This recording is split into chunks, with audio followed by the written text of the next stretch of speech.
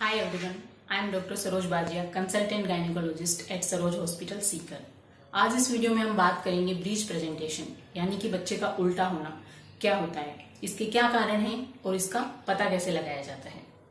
Normally क्या रहता है कि 28 वीक से पहले यानी कि बिफोर 28 वीक बच्चे की साइज जो होती है वो काफी छोटी होती है और वो बच्चादानी में फ्रीली मूव करता है। लेकिन जैसे जैसे बच्चे की साइज बड़ी होती है और उसका वेट बढ़ता है तो वो बच्चादानी में रिलेटिवली कम स्पेस के कारण इतना फ्रीली मूव नहीं कर पाता है। तो अगर पेशेंट हमारे पास में आता है और उसकी सोनोग्राफी है वो अगर 8वें महीने से पहले की है यानी कि चौथे या 5वें महीने की है और उस टाइम पे अगर सोनोग्राफी में बच्चा उल्टा आता है तो उसका जनरली इतना सिग्निफिकेंस नहीं रहता है, क्योंकि बच्चा जो है वो 7वें या 8वें महीने यानी कि 32 से 34 वीक तक फ्रीली मूव करता है। उसके बाद में वो एक फिक्स पोजीशन एक्वायर कर लेता है और उसके बाद में वो सिर्फ उसके हाथ पैरों का ही मूवमेंट होता है, वो पूरा मूव नहीं करता है। तो नॉर्मली क्या रहता है कि बच्चे का सर जो है वो काफी बड़ा होता है और भारी होता है, तो ग्रेविटी के कारण वो बच्चादानी में नीचे की तरफ रहता है, जिसे हम किफेलिक प्रेजेंटेशन कहते हैं। अगर इसका उल्टा हो यानी कि बच्चे के पैर या उसके बटक्स या फिर दोनों बच्चादानी में नीचे की तरफ हो और बच्चे का सर जो है वो ऊपर की तरफ हो, तो इसको हम ब्रीच प्रेजेंटेशन या बच्चे का उल्टा होना कहते हैं।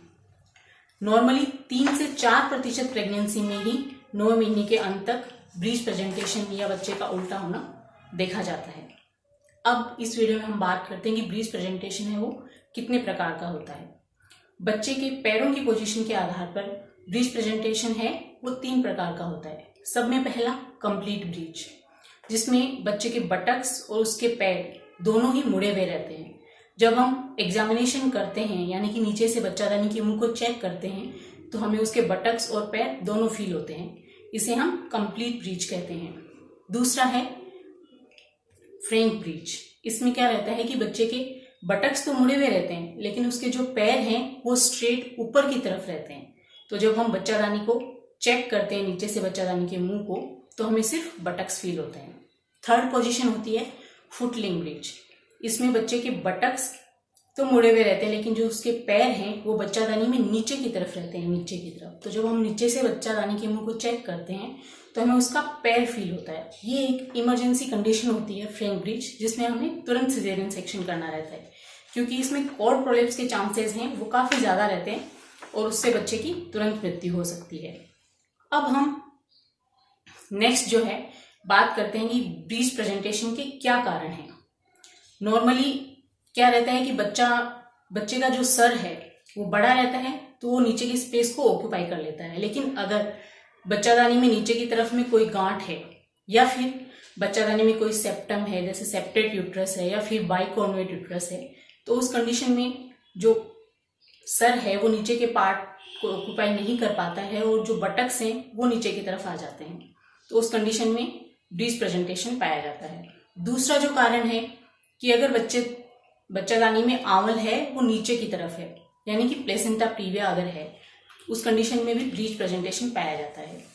थर्ड है बच्चादानी में पानी की मात्रा यानी कि एमनियोटिक फ्लूइड की मात्रा। या तो एमनियोटिक फ्लूइड अगर बहुत ज्यादा है या फिर बहुत कम है, तो दोनों ही कंडीशन में ब्रीच प्रेजेंटेशन के चांसेस बढ़ जाते हैं। क्योंकि अगर बच्चादानी में पानी की बहुत ज्यादा मात्रा है तो बच्चा क्या उसमें काफी फ्रीली मूव करता है, तो 8वें महीने के अंत में भी वो मूव करते करते ब्रीच प्रेजेंटेशन में होने के उसके चांसेस बढ़ जाते हैं।